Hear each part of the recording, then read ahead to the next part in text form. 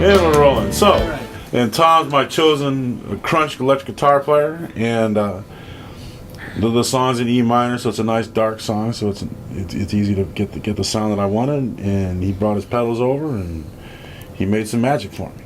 You mentioned crunch guitar a couple times for we novices, non-music people. What's that? For me, it's that nice thick, Evanescence kind of thick electric guitar, lots of distortion, just very little high end, all nice, playing the low strings. Power. Think about it. When you watch the movies, Seven Dust, like cats like that, Sevenfold, like the Underworld, trilogy and all that stuff. Yeah. I mean, it always gets to the end of that, the thing, and then right at the very end, as the credits are coming up, that song just kicks in. You just kind of hear that bang that kind of kicks in the face. Oh yeah. This song just. I'm glad that you and hopefully hopefully our title track will do the movie justice. Mm-hmm. Now talk to me about your guitar. What are you playing on? This is actually it's a Fender Squier. The reason why I had chosen this guitar, first of all, is because it's got humbuckers rather than single coil. And for the type of stuff that Bob was looking for, the humbuckers give that fatter, warmer sound. Yeah, nice. Not so much twang. You can get it out of it, but it's good. Guitar I've had for a while. It's just one of those things where you just kind of see it and, it feels good in your hands. This one's been in the family for 32 years. Mm-hmm. Well, where'd you get that? It was at a music store on Ventura Boulevard in Sherman Oaks, California. It was my graduation present from UCLA. My parents bought me my guitar. Nice. That's what a degree in economics will get you. Here we are composing songs. I have a processor at home for my guitar and went through a bunch of different patches trying to find something that was heavy enough to sound dark but not sound like, trying to make a song that's almost kind of blues root, sound metal. Yeah, I just wanted to add just a dark edge to it. And I was like, that's exactly what I want. I just kind of played some chords and sent it back, and Bob said, that's exactly what I had in my head. Right. I like it. So I said, well, let's get together and try to get it recorded then. And then within 3 or 4 months, we actually got him and me and Mike together. And Took a while, but yeah. The AB schedule. Schedules don't make it that easy, but yeah. Schedule matching. We got it down, and I'm going to tell you, it was a lot of fun. It was a lot of fun.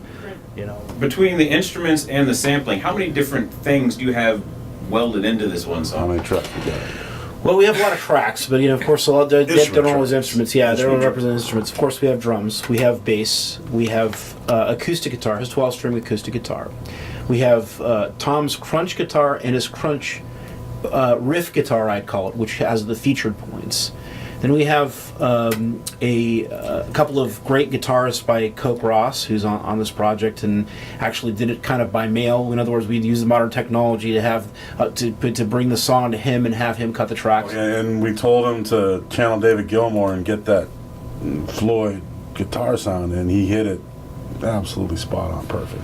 Yeah, and then he put on a few other flourishes himself that were something different. Yeah. So that was a wonderful thing. And then we've had, in addition to that, we had my great bass player and friend from my earliest bands, Lee Jacobson, who is I refer to as my bass player. he is the man. You can keep him. Yeah, he's awesome. If I could have him on every project, I would just keep him as some kind of indentured servant and have him try to do every project. He's a big boy, so I got to feed him a bunch. Yeah, you got to feed him a lot. So, and then we had Johnny Magsax come in and play saxophone. All these guys have played with some pretty great featured bands, and with a little help from a few other people. And then I did all the keyboard parts. The keyboard parts consisted of a Hammond B3 organ, a string part.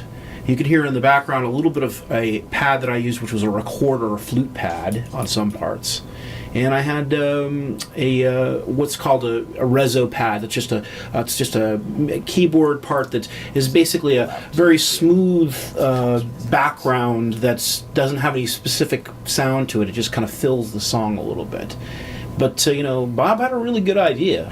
So now explain to me what the hell a B3 is. I mean, novice. I don't. B3 is after the Hammond B3 organ, and the Hammond B3 organ is of fame in Just in gospel, wonderful. rock and roll, Allman Brothers, Steve blues. Winwood. Purple. yeah. There's Deep so Purple. many. Yeah, all the some of the most favorite songs that you hear over a period of time, where you hear an organ, the vast majority of them Mike have this Utley Hammond B3 with book. Buffett. Insane. Have this Hammond B3 organ. So I have this program that emulates a B3. It would be very expensive and extremely space exhaustive to have one. It would take up a lot of room.